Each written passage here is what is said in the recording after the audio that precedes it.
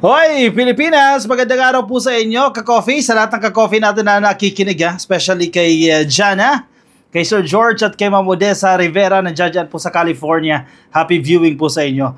Ka-coffee, ito na. Nagparamdam na po itong International Criminal Court, itong ICC. Nagparamdam na po kay Senator Bato de la Rosa. At alam mo kung anong ginawa ni Bato? Deadma. Dinedma niya lang, ka-coffee itong paramdam ng International Criminal Court. Darating yung punto na aarestuhin na lang itong si Bato. Total, ayaw niya naman mag-cooperate kasi naninindigan si Bato wala kayong jurisdiction dito. Huwag niyong pansinin. Yan yung utos niya sa mga staff niya.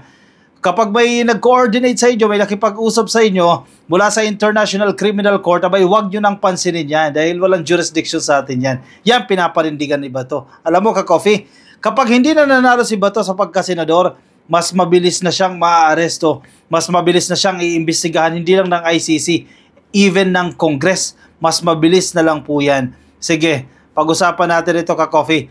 Headline ito, ka-coffee. Ngayon kasi filing ng Certificate of Candidacy nandiyan yan mga senatorial aspirants ng PDP.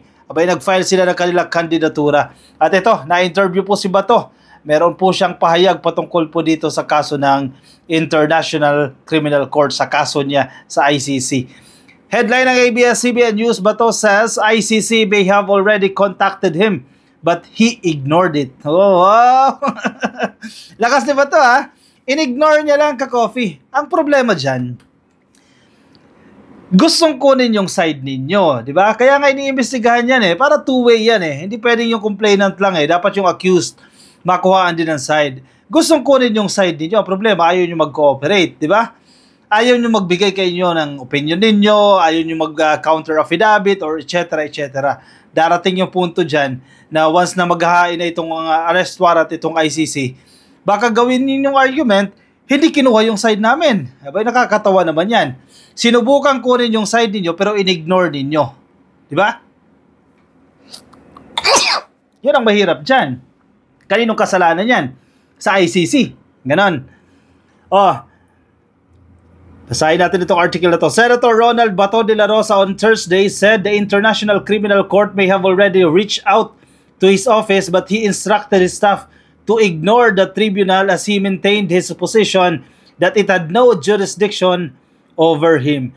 So kahit ilang liham pa yan, kahit ilang communication pa yan na ipidala pa ng ICC dyan sa tanggapan ni Bato de la Rosa dyan sa Senado, deadma, ka-coffee yan. Hindi nila papansinin yan. Yan yung pinapanindigan dito ni Bato de la Rosa. At hindi lang siya dyan, ka-coffee, I think sa kampo din ni Digong. Kasi syempre, isa naman sa primary na kinasuhan dito si Bato de la Rosa at si Digong, di ba? Si Digong ang primary at mga secondary ito. O baka nga primary din itong si Bato de la Rosa na sinampahan po ng kaso dyan sa International Criminal Court. During his filing of Certificate of Candidacy o COC for re-election, De La Rosa was asked if he had been contacted by the ICC, which was investigating former President Rodrigo Duterte's bloody war on drugs. Yan yung napag-usapan dyan kanina sa filing ng candidacy. Kasi even si Philip Salvador mamaya pag-usapan natin sa next video natin nalaglag niya si Digong Dito pa rin tayo sa war on drugs yan Kasi alam nyo naman yan na naging problematic talaga itong war on drugs na ito ni Digong nung kanyang panahon, ka-coffee. Maraming mga inosente na damay dyan, even mga estudyante, ka-coffee, mga inosente, walang kamalay-malay na dawit dahil sa mga abusong pulis at sa mga maabusong law enforcement agencies. Sino ba kasi nagpauso yung tokhang, tokhang kangyo ba yan? Nung kakatok daw sila, yung oplan tokhang nila.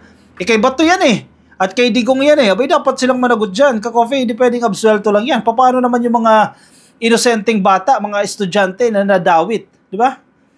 Hindi pa tapos yan, ka-coffee. Kapag wala na sa pwesto yan si Bato, mas mabilis na siyang maiimbestigahan dyan. Merong nag-contact sa opisina pero in-ignore namin. Si Bato nagsasalita dito Inaamin niya na in-ignore niya. Total, in-ignore niya yan. Hindi niya pwedeng in the future, ang kanyang argument, hindi kinuha yung side niya. Kasi sinusubukan kunin yung side niya para two-way yan. Ang problema, in-ignore. Merong nag-contact sa opisina pero in-ignore namin dahil alam naman namin wala silang jurisdiction sa atin. O sige, panindigan ninyo yan, ka-coffee. Magugulat na lang kayo dyan. Nagko-contact sa opisina ko pero ini-ignore namin. Hindi namin kinakausap. Hindi namin pinatulan. De La Rosa told reporters. Ano sa tingin ninyo dyan, ka-coffee? Tama ba itong ginawa ni Bato? The Office of the Solicitor General in July confirmed that the ICC asked for assistance to interview key drug individuals which based on a document leaked by former Senator Antonio Trillanes included De La Rosa, former Police Chief Oscar Albayalde at iba pa po. Ang problema, ayaw nga mag-cooperate. Kung ako dito sa ICC, matagal na yan eh. Actually, si Trillanes, may say din dyan si Trillanes. At actually, may utang si Trillanes sa atin dito eh. Di ba? Sabi niya mid-year. Mid-year, ibig sabihin mo dyan, July, August, lalabas na yan. Tapos na-extend daw September, tapos ang September. Sabi naman ngayon, before the year ends, no? Wala pang lumalabas. Pero may mga narinig tayo from different sources, no? Hindi na kay Trillanes kasi napasa na si Trillanes dyan eh. Bago daw po magtapos itong taon na to, ilalabas daw po yung arrest order na yan. Kasi magkaibang usapin naman yan eh. Maglabas ang arrest order at yung mismong pag-aresto na. Yun doon sa pag-aresto na medyo complicated yan. Medyo mahaba-habang proseso yan. Mas marami-raming pagdadaanan yan. Pero kinakailangan lang makapag-issue ng arrest order. Anong implication yan, ka-coffee? Kay Bato de la Rosa, sa iba pa pong mga suspect dyan, kay Digong, kay Albayalde, mahirapan sila mag-travel abroad. Baka di na sila makapag-travel abroad. Arestuhin na lang sila ng Interpol, ng International Police once they hope to travel abroad. Yun ang implication yan. Mahirap-hirap yan. At syempre, limitado na rin yung kilos nila. Kasi anytime, what if magdesisyon ng gobyerno na ito, ni PBBM, na tulungan itong Interpol na yan, dahil may pananagutan din tayo sa Interpol, di ba?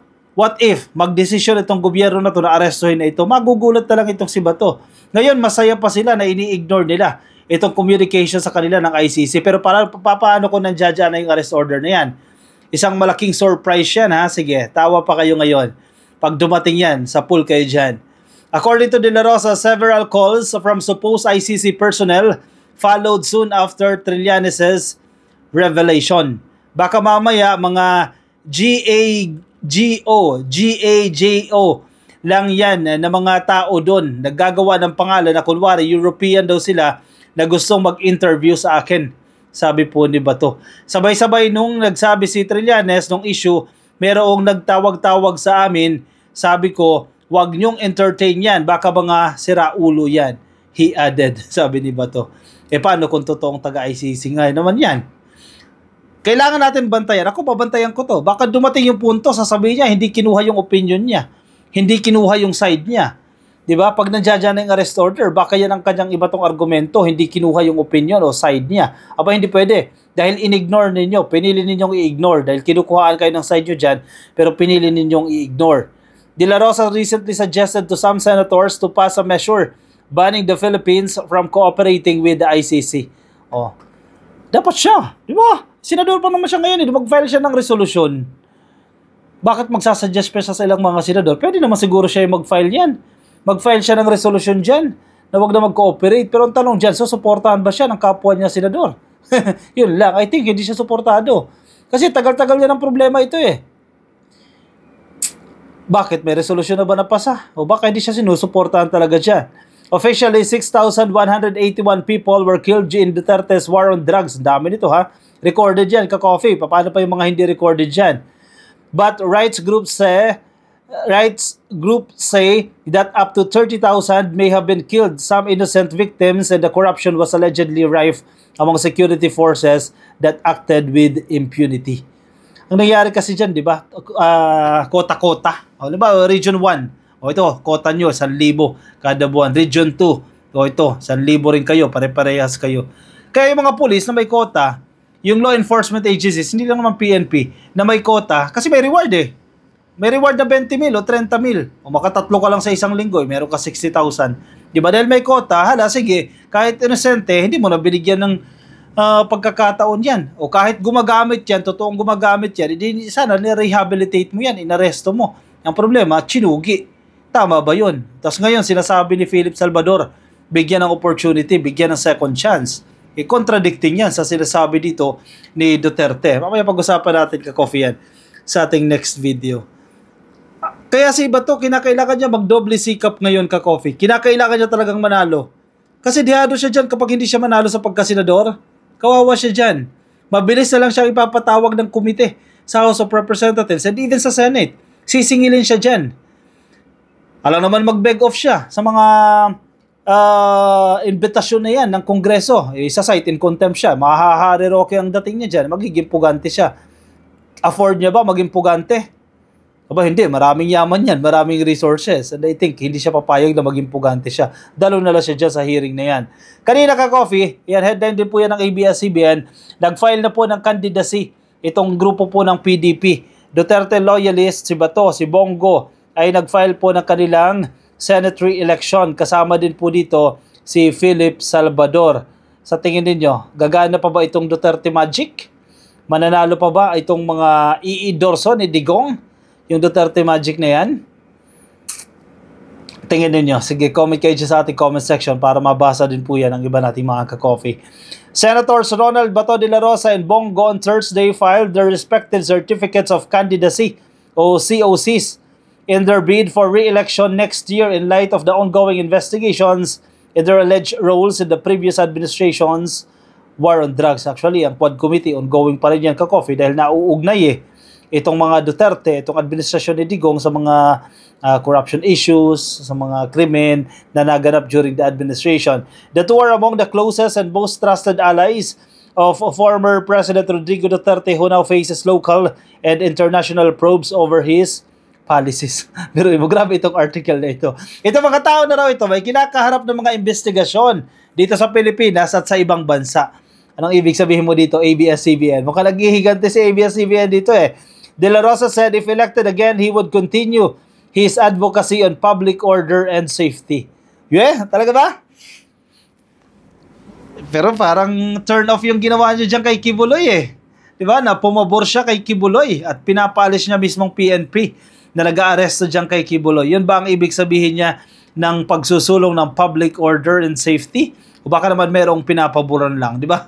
Hirap-hirap yan Baka may pinapaboran lang. Kasi kung pinakinggan siya ni General Torre, recap tayo Kung pinakinggan siya ni General Torre na nilayasan yung Kingdom of Jesus Christ, baka ngayon wala pa si Kibuloy sa kustodiya ng gobyerno. Baka ngayon pakalat-kalat pa yan dyan sa loob ng compound, dyan sa KOJC. Kung pinakinggan ni General Torre, itong si Bato de la Rosa, buti na lang hindi siya pinakinggan. Dahil kung, ako naman tapos yan daw po ang kanyang sinusulong.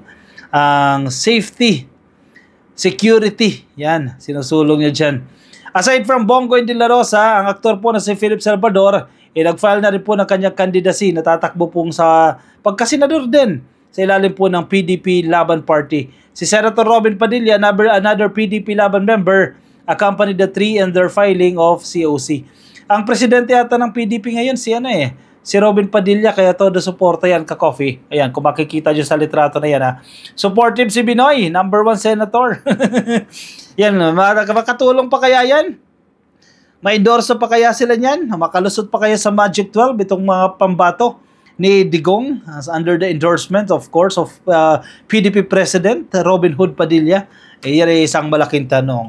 Isang malaking good luck yan. Sige, good luck na lang kung mananalo sa 2025 kayo sa tingin niyo, iboboto niyo pa ba itong tatlo na ito?